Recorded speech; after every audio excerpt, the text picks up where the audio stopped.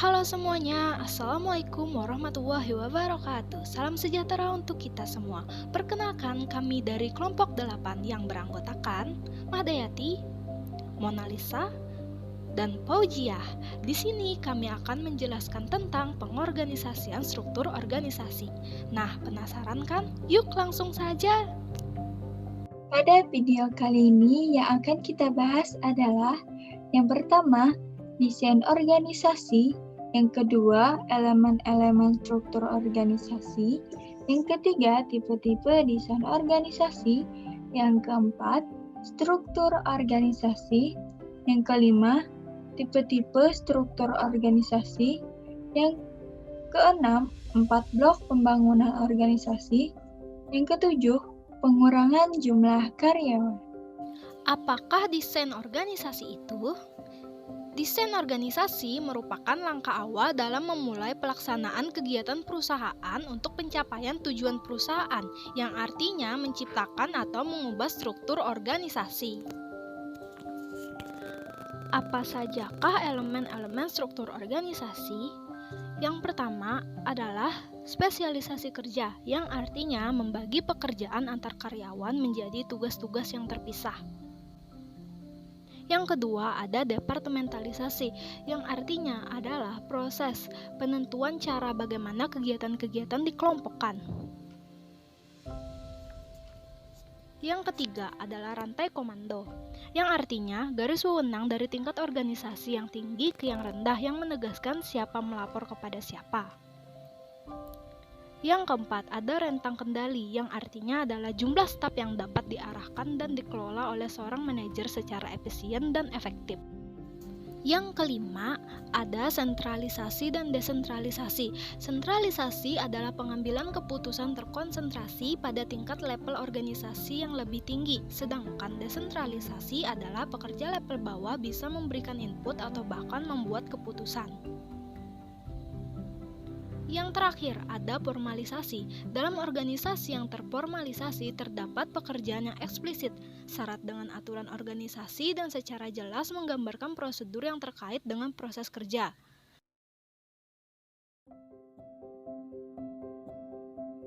Selanjutnya, ada tipe-tipe desain organisasi. Yang pertama adalah struktur mekanistik. Organisasi mekanistik disebut juga birokrasi, adalah struktur organisasi yang menggabungkan 6 elemen mekanistik yang merupakan struktur yang kaku dan ketat terkendali. Yang kedua ada struktur organik. Organisasi organik adalah sebuah bentuk struktur organisasi yang sangat adaptif, longgar dan fleksibel jika dibandingkan dengan organisasi mekanistik yang kaku dan stabil. Yang ketiga ada organisasi tradisional. Desain organisasi tradisional cenderung bersifat mekanistik. Berikut adalah tipe organisasi tradisional. Di antaranya yang pertama struktur simpel adalah desain organisasi dengan departementalisasi yang rendah, rentang kendali yang luas, wewenang yang tersentralisasi, dan sedikitnya formalisasi. Yang kedua adalah struktur fungsional, yang merupakan desain organisasi yang mengelompokkan keahlian pekerjaan yang sejenis. Yang ketiga, struktur divisional adalah struktur organisasi yang terdiri dari unit-unit atau divisi semi-otonom yang terpisah. Selanjutnya, ada organisasi kontemporer. Desain organisasi kontemporer cenderung bersifat organik. Berikut adalah tipe organisasi kontemporer. Di antaranya, satu, struktur tim adalah struktur organisasi di mana keseluruhan organisasi terdiri dari tim kerja. Yang kedua, struktur matriks dan proyek adalah struktur organisasi yang menugaskan spesialis dari berbagai departemen fungsional untuk bekerja sama dalam satu atau banyak proyek. Yang ketiga, organisasi tanpa batas adalah desain organisasi yang tidak didefinisikan atau dibatasi oleh batasan-batasan horizontal, vertikal, dan eksternal yang ditanamkan dari struktur standarnya. Contohnya adalah organisasi maya atau virtual dan organisasi jaringan. Yang keempat adalah organisasi pembelajar, adalah organisasi yang telah mengembangkan kapasitas untuk senantiasa belajar, beradaptasi, dan berubah. Tipe struktur organisasi. Struktur organisasi merupakan suatu langkah awal dalam membentuk suatu perusahaan. Struktur organisasi berguna untuk mendorong efektivitas kerja dari para pekerja yang dapat memudahkan perusahaan mencapai tujuannya.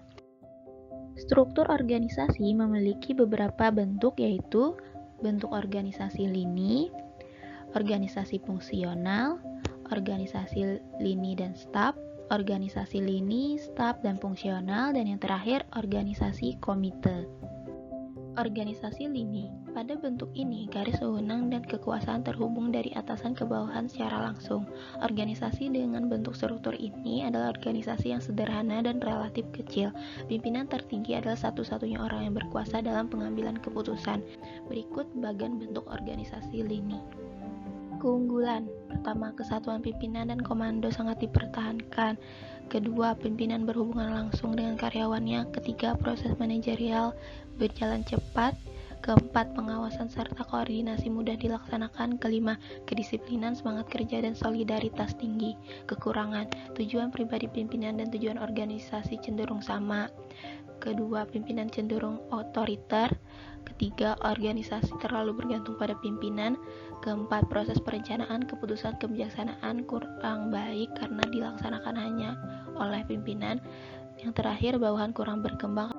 Organisasi fungsional. Bentuk organisasi ini disusun dengan memperhatikan sifat dan macam-macam pekerjaan yang harus dilakukan.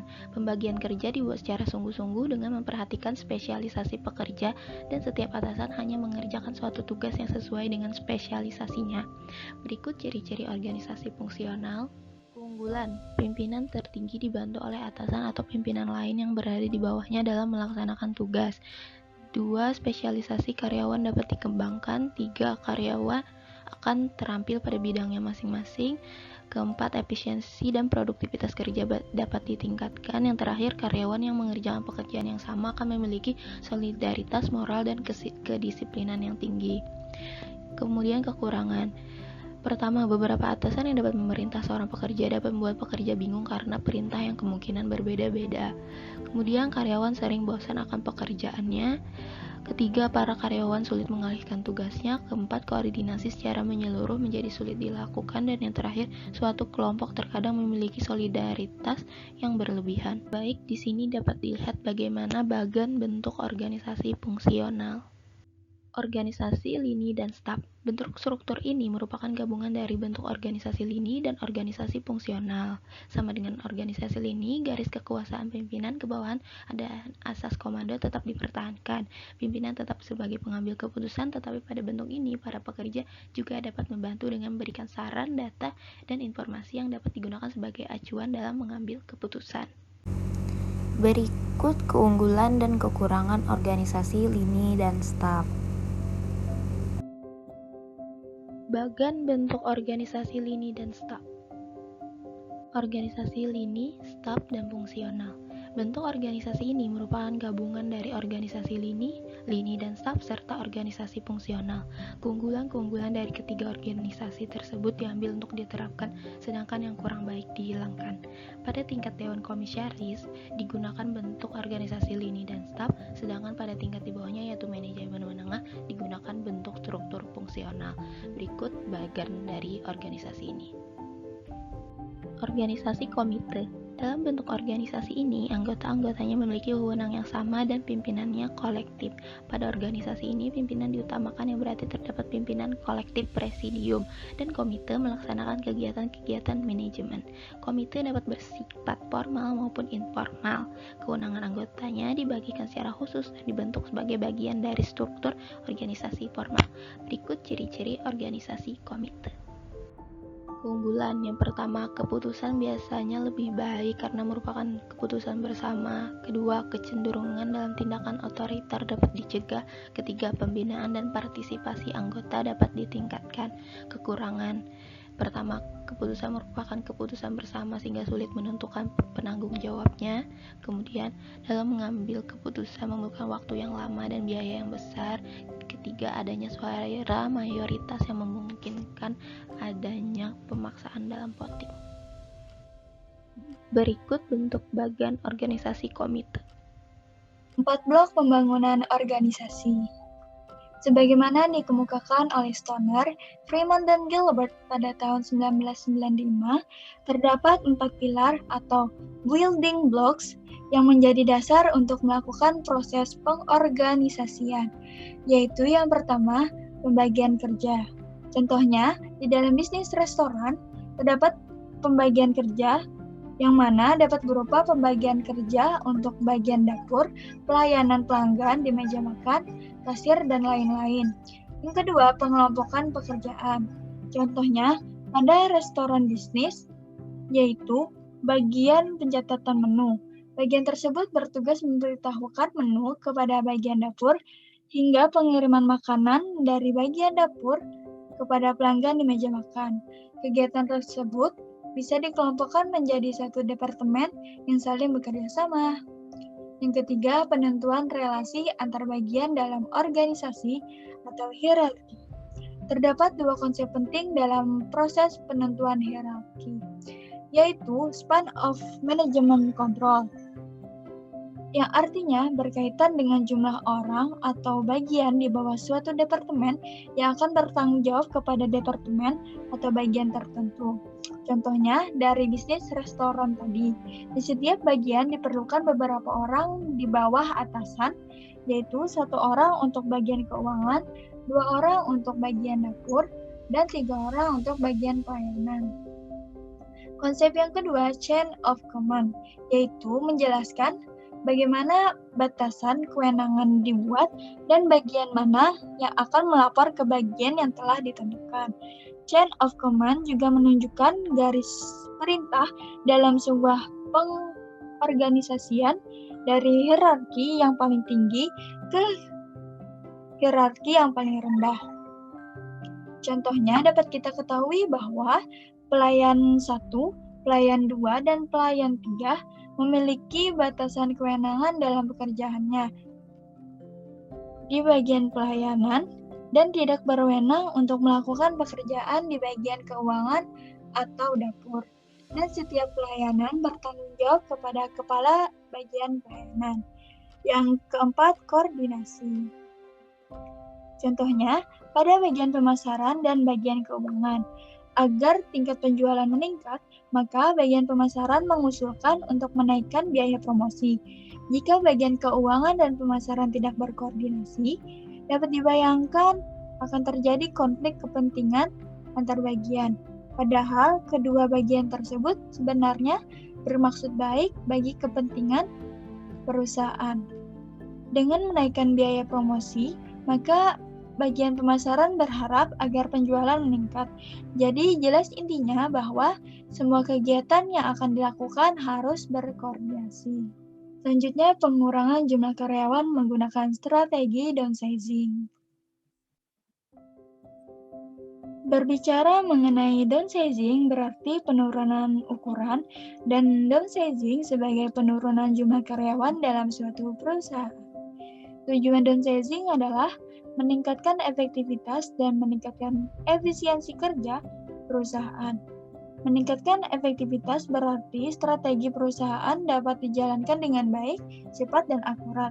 Efisien berarti menjalankan strategi perusahaan dengan biaya yang lebih kecil. Jadi, downsizing adalah rangkaian kegiatan untuk meningkatkan kembali efisiensi organisasi, produktivitas, dan daya saing suatu organisasi dengan strategi mengurangi jumlah ukuran tenaga kerja dalam suatu perusahaan. Ada 3 aspek keadilan dari downsizing. Yang pertama, keadilan prosedural, yaitu keadilan di mana keputusan berlangsung melalui prosedur yang adil, memiliki informasi yang akurat, tidak terjadi bias, dan mewakili sudut pandang dari semua pihak yang terkena dampak downsizing. Yang kedua, keadilan distributif, yaitu keadilan yang mengacu pada keputusan downsizing yang wajar dan adanya alokasi terhadap sumber daya secara tepat. Yang ketiga, keadilan relasional, yaitu keadilan yang mengandung unsur ekuitas, kesopanan, dan keadilan dalam proses pemberitahuan mengenai downsizing dan pemberian kompensasi untuk pemulihan terhadap kondisi interpersonal karyawan pasca downsizing. Selanjutnya, tenaga kerja kontingent.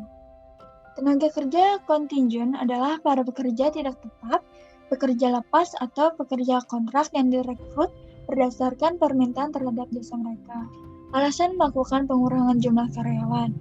Yang pertama, untuk mengurangi biaya tenaga kerja. Yang kedua, penggunaan teknologi. Yang ketiga, pemindahan lokasi. Baik, itu saja pemaparan dari kami. Semoga berguna dan terima kasih sudah menonton.